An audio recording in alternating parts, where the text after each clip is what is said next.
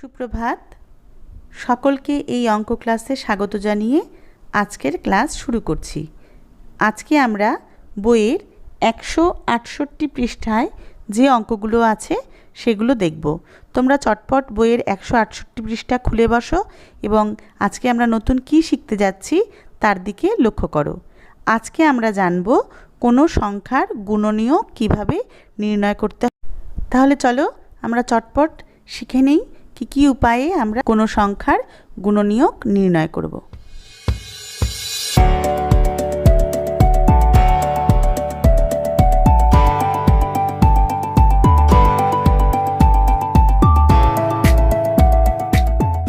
আমরা তাহলে চলে এসেছি 168 পৃষ্ঠায়।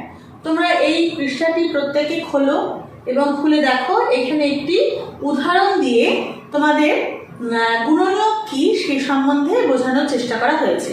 আমি তোমাদের এই উদাহরণটি দেখে কিছুটা বলার চেষ্টা করছি, তোমরা ভালো করে বইটিকে লক্ষ্য করো। দেখো এখানে কি বলা আছে, আমাদের স্কুলে গরমের ছুটির আগে একটি অনুষ্ঠান হবে। সেখানে গানের জন্য 12 জন ও নাচের জন্য 12 জন ছাত্রছাত্রী নাম দিয়েছে, কিন্তু অনুষ্ঠান সূচিতে 2টি নাচ ও 3টি গানের প্রোগ্রাম ঠিক আছে।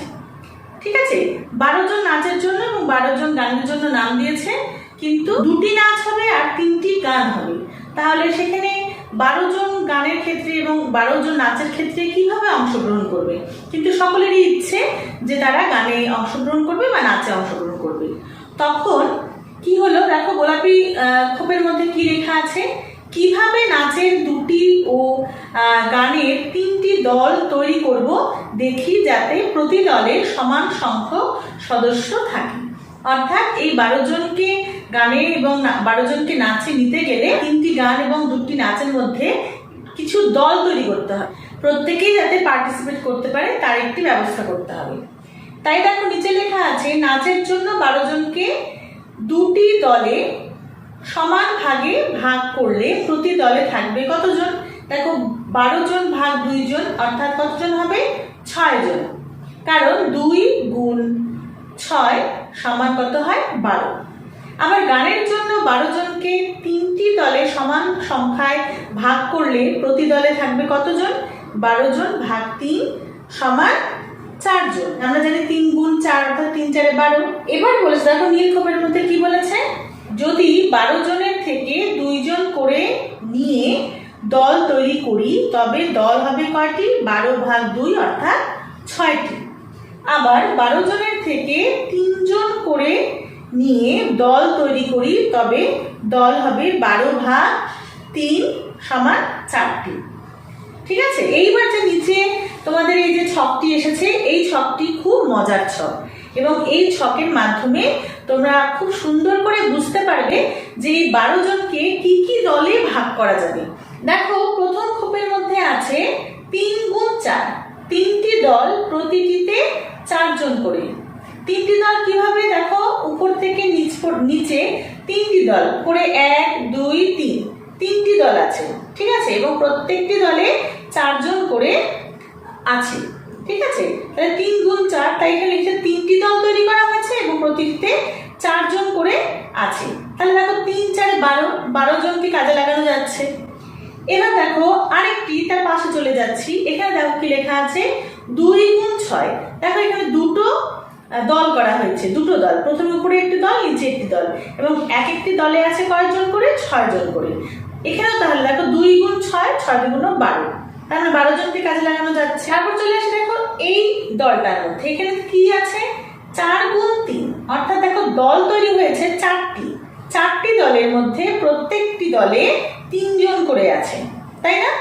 4 গুণ 3 12, তার মানে এখানেও 12 জনকে কাজে লাগানো গেল। তারপরে দেখো তার নিচেটা চলে যাচ্ছি, এই নিচে দেখো উপরে লেখা আছে 1 গুণ 12, তার মানে একটি দল তৈরি করা হয়েছে যে দলের মধ্যে 12 জনকে নেওয়া হয়েছে, একটাই দল, সেখানে 12 জনকে ঢুকে নেওয়া হয়েছে। তাহলে 1 গুণ 12, 12 জন কাজে লেগে গেল।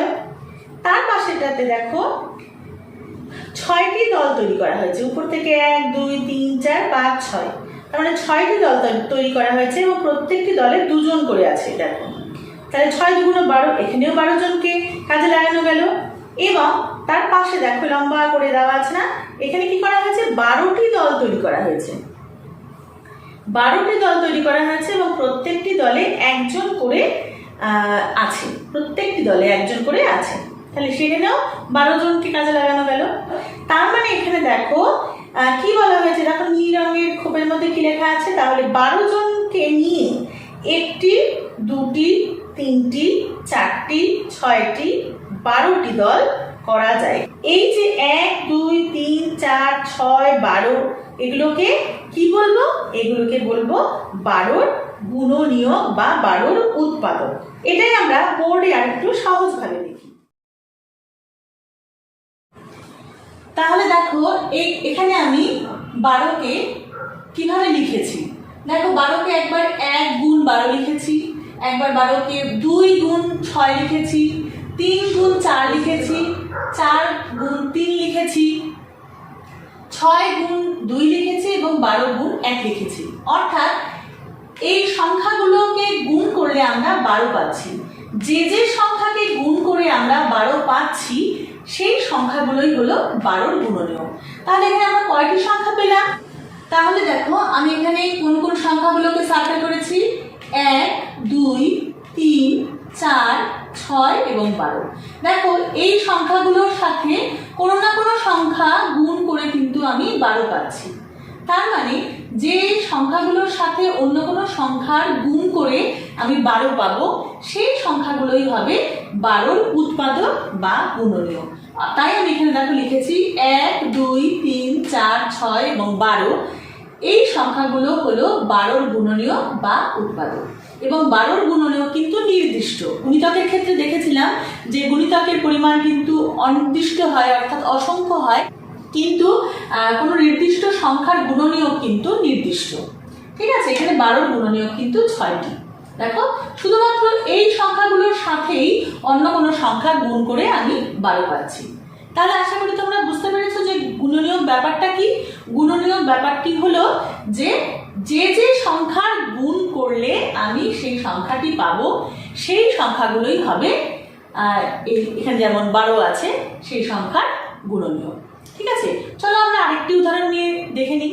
দেখো তোমরা বইয়ের 169 পৃষ্ঠায় এখানেও 20টি বোতামকে কিভাবে সাজানো হয়েছে তার একটি ছক করেছে। তোমরা এটা দেখবে, আমি তোমাদের এই ব্যাপারটি বোর্ডে দেখাচ্ছি কিভাবে বোতামগুলোকে সাজিয়েছে, কতভাবে 20 সংখ্যাটিকে অর্থাৎ 20টি বোতামকে সাজানো যাচ্ছে। ঠিক আছে, এবার আমরা চলে যাই বোর্ডে এবং দেখো আমি 20 সংখ্যাকে বিভিন্নভাবে লিখেছি। 1 গুণ 20, 2 গুণ 10, 4 গুণ 5, 5 গুণ 4, 10 গুণ 2, 20 গুণ 1।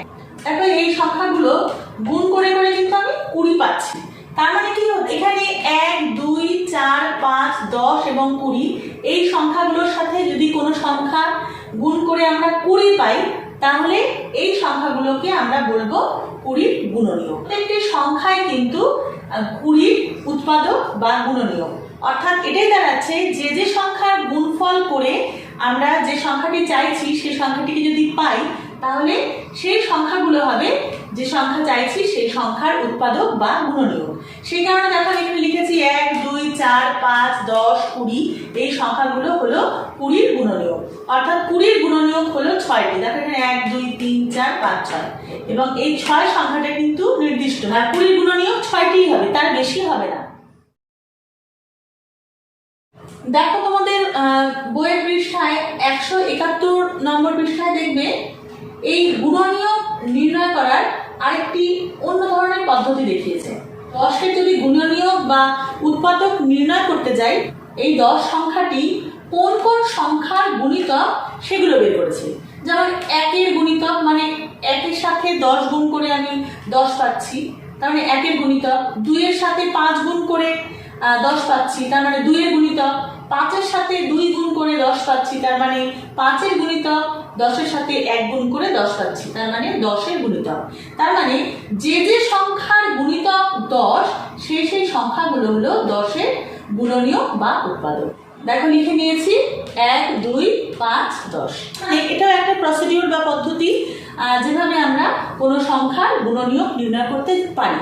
ঠিক আছে, এটা কিন্তু অন্য পদ্ধতি, কিন্তু তোমরা যেহেতু ছোট, তোমরা গুণনীয়ক 10-এর গুণনীয়ক কিভাবে নির্ণয় করতে হয় তোমরা শিখে গেলে। এই 10কে পেতে গেলে যে যে সংখ্যার গুণ করে 10 সংখ্যাটিকে পাবো, সেই সংখ্যাগুলোই হলো 10-এর গুণনীয়ক। তোমরা ওভাবেই বের করবে। ঠিক সেভাবে যদি 16 সংখ্যাটিকে আমরা উদাহরণ হিসেবে ধরি, তাহলে যদি দেখি যে 16 কোন কোন সংখ্যার গুণিতক, তাহলে কিন্তু আমরা এই সংখ্যাগুলো পাবো। দেখো, 1-এর গুণিতক 16, 2-এর গুণিতক 16, 4-এর গুণিতক 16, 8-এর গুণিতক 16 এবং 16 নিজে সেই সংখ্যাটির গুণিতকও হচ্ছে 16। তার মানে কি, এই সংখ্যাগুলোর সাথে কোনো না কোনো সংখ্যা গুণ করলে আমরা 16 পাবো, তাই তো? তার মানে কি হচ্ছে, 16-র গুণনীয়ক হলো 1, 2, 4, 8 এবং 16। তোমরা কিন্তু এই জায়গাটা গুলিয়ে ফেলবে না। এখানে গুণনীয়ক বের করছি কিন্তু গুণিতক কথাটি আসছে, এটা কিন্তু তোমরা ঠিক মতন বুঝবে। গুণনীয়ক কিন্তু আমরা যে যে সংখ্যার গুণ করে 16 পাবো, সেই সংখ্যা হবে 16-র গুণনীয়ক। কিন্তু আমরা অন্যভাবে যখন বের করতে যাচ্ছি, তখন দেখছি যে কোন সংখ্যাগুলোর গুণিতক 16 সেই সংখ্যাগুলোকে বের করছি, তাহলে সেই সংখ্যাগুলো হবে 16-র গুণনীয়ক। ঠিক আছে, এটা কিন্তু অন্য পদ্ধতি, আর প্রথমে যেটা দেখলাম সেটা কিন্তু অন্য পদ্ধতি। ঠিক আছে, আমি তোমাদের 10 এবং 16 দুটো সংখ্যা দিয়ে দেখালাম। চলে যাচ্ছি আরেকটি পদ্ধতিতে, যে পদ্ধতির সাহায্যে কোনো সংখ্যার গুণনীয়ক বা উৎপাদক নির্ণয় করতে পারবো। আমরা 3 নম্বর পদ্ধতিতে, যেখানে আমরা কোনো সংখ্যার গুণনীয়ক বা উৎপাদক কিভাবে নির্ণয় করতে হয় অন্য পদ্ধতিতে, সেটা দেখাচ্ছি। দেখো, আমি একটি ছবি এঁকেছি, একটি গাছের ছবি, এবং সেখানে কতগুলো সংখ্যা লিখেছি। দেখো, এখানে একটি সংখ্যা লিখেছি 10। 10কে ভাঙিয়েছি কোন কোন সংখ্যায়? 1 এবং 10। কারণ 1 এবং 10 এই দুটো সংখ্যা গুণ করলে 10 পাচ্ছি। কিন্তু এই 10 সংখ্যাটিকে কিন্তু আবার ভাঙানো যায়, মানে দুটো সংখ্যার গুণফল হিসেবে 10 পাই। সেটা কোন দুটো সংখ্যা? 2 এবং 5। 2 এবং 5কে যদি গুণ করি তাহলে 10 পাই। সেরকমই দেখো, এখানে 3 সংখ্যাকে আমরা দুভাগে ভাগ করেছি, মানে 1 এবং 3 এই দুটো সংখ্যাকে গুণ করলে যেহেতু 3 পাই, তাই আমরা এভাবে লিখেছি। এখানে দেখো, 8 সংখ্যাকে আমরা দুটো সংখ্যার গুণফল হিসেবে লিখেছি, মানে দুটো সংখ্যায় ভাগ করেছি।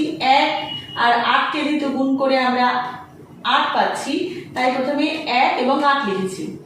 8কে আবার 2 এবং 4-এর গুণফল হিসেবে পাই, তাই 2 আর 4 লিখেছি। 4কে আবার ভাঙানো যাচ্ছে, কারণ 4 2 এবং 2-এর গুণফল হিসেবে পাওয়া যায়, তাই 2 এবং 2 লিখেছি। তার মানে এখানে কোনো একটি সংখ্যার গাছ তৈরি করেছি। ঠিক আছে, এই যে কোনো সংখ্যা থেকে বিভিন্ন সংখ্যা আমরা পাচ্ছি, তাহলে সেই সংখ্যাগুলো হচ্ছে 8-এর উৎপাদক। এভাবেই তোমাদের 173 পৃষ্ঠায় বিভিন্ন সংখ্যার গাছ তৈরি করতে বলেছে, অর্থাৎ সেই সংখ্যাটিকে ভেঙে তোমাদের দেখাতে বলেছে যে কি কি সংখ্যার গুণফল হিসাবে বা কি কি ওই সংখ্যাটিকে ভাঙালে কি কি সংখ্যা পাচ্ছি, বা কোন কোন সংখ্যার গুণফল হিসাবে সেই সংখ্যাটিকে পাচ্ছি, বা কতভাবে ভাঙানো যাচ্ছে। কি উদাহরণটি তোমাদের চলো দেখিয়ে দিই। তাহলে দেখো, 6-এর উৎপাদকের গাছ তৈরি করি। এখানে আমি 6 লিখে নিয়েছি। প্রথমে কত লিখেছি দেখো, 1 এবং 6, কারণ 1 গুণ 6 করলে 6 পাচ্ছি, কিন্তু এই 6 সংখ্যাটিকে ভাঙানো যাচ্ছে। 2 গুণ 3 করলে 6 পাচ্ছি, তাই 2 এবং 3 লিখেছি। তাহলে দেখো, 6-এর গাছ তৈরি হয়ে গেল, তাই না? অর্থাৎ যে সংখ্যাগুলো পেলাম সেগুলো হচ্ছে 6-এর গুণনীয়ক বা উৎপাদক। ঠিক আছে, 6-এর উৎপাদকের গাছ তৈরি মানে 6-এর উৎপাদকগুলো নির্ণয় করতে বলা হয়েছে। তাই এখানে লিখেছি 6-এর উৎপাদক বা গুণনীয়ক হলো 1, 2, 3 এবং 6। অর্থাৎ 6-এর গুণনীয়ক হলো 4টি এবং সেই সংখ্যা হলো নির্দিষ্ট। আরেকটি উদাহরণ তোমাদের দেখাই চলো। দেখো, ঠিক সেভাবে যদি 9-এর উৎপাদকের গাছ তৈরি করতে বলা হয়, সেক্ষেত্রে 9কে প্রথমে কি কি সংখ্যায় বিভক্ত করতে পারবো? 1 এবং 9। সবসময় মনে রাখবে, প্রথম যে সংখ্যাটি দেবে তাকে 1 এবং সেই সংখ্যা দিয়ে গুণ করলে আমরা সেই সংখ্যাটি পাচ্ছি, তাই 1 কিন্তু কমন, 1 প্রথমে আমরা লিখবই। তাহলে 1 এবং সেই সংখ্যা। এবার সেই সংখ্যাকে আবার ভাঙানো যাচ্ছে কি কি সংখ্যার গুণফল হিসাবে? 3 এবং 3 দুটো সংখ্যার গুণফল হিসাবে। কিন্তু মনে রাখবে, দুটো সংখ্যা এলেও কিন্তু উৎপাদক হিসাবে একটি সংখ্যাকেই ধরবো। তাই দেখো, এখানে লিখে নিয়েছি 9-এর উৎপাদক বা গুণনীয়ক হলো 1, 3 এবং 9। অর্থাৎ 9-এর গুণনীয়ক বা উৎপাদক হলো 3টি এবং সেটি নির্দিষ্ট। ঠিক আছে, তার মানে দেখো এই গুণনীয়ক ব্যাপারটিকে কিন্তু আমরা তিন ভাবে নির্ণয় করতে পারি। সেক্ষেত্রে গুণনীয়ক কথার অর্থ যেহেতু উৎপাদকও ধরা হয়, তাই উৎপাদকের গাছের ব্যাপারটিও এলো। এই সম্পূর্ণ ব্যাপারটাই কিন্তু একই জায়গায় সীমাবদ্ধ, যে কোনো একটি সংখ্যাকে যে যে সংখ্যার গুণফল হিসাবে আমরা পাবো গুণনীয়ক হিসাবে সেই সেই সংখ্যাগুলোকে ধরা হবে। ঠিক আছে, এবার তোমাদের বইয়ের দেখবে 174 পৃষ্ঠায় বেশ কিছু অঙ্ক দেওয়া আছে, 4, 5, 6, 7, 8, 9, 10। এখানে কিন্তু সবগুলো গুণনীয়ক নির্ণয় করো বা উৎপাদক নির্ণয় করো বা উৎপাদকের গাছ তৈরি করো, সব ব্যাপারগুলো কিন্তু একই। সেই অঙ্কগুলো তোমাদের এখানে আছে। অনেকগুলো মনে হচ্ছে দেখে, অনেক বড় ব্যাপার বলে মনে হচ্ছে, কিন্তু আসল ব্যাপার হচ্ছে কোনো সংখ্যার উৎপাদক বা গুণনীয়ক নির্ণয় করা।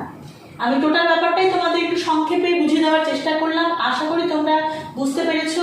তোমরা বাড়িতে অবশ্যই অঙ্কগুলো চেষ্টা করবে। যদি না পারো বা বুঝতে না পারো তাহলে আমাকে অবশ্যই জানাবে।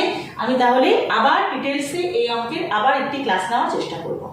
ঠিক আছে, তাহলে আজকে ক্লাস এখানেই শেষ করছি। তোমরা মন দিয়ে অঙ্কগুলো দেখো। বইয়ের আজকে 168 থেকে 174 পৃষ্ঠা পর্যন্ত অঙ্কগুলো কিন্তু প্রত্যেক পৃষ্ঠা থেকে একটু একটু করে আমি দেখিয়ে দিলাম। মূল বিষয়টি হচ্ছে কোনো সংখ্যার গুণনীয়ক বা উৎপাদক নির্ণয় করা, সেগুলো আমি দেখিয়ে দেওয়ার চেষ্টা করলাম। সব ধরনের পদ্ধতি দিয়েই তোমরা বাড়িতে করবে এবং যদি অসুবিধা হয় আমাকে অবশ্যই জানাবে। তাহলে ক্লাস আজকে এখানেই শেষ করছি। তোমরা প্রত্যেকে ভালো থেকো এবং মন দিয়ে পড়াশোনা।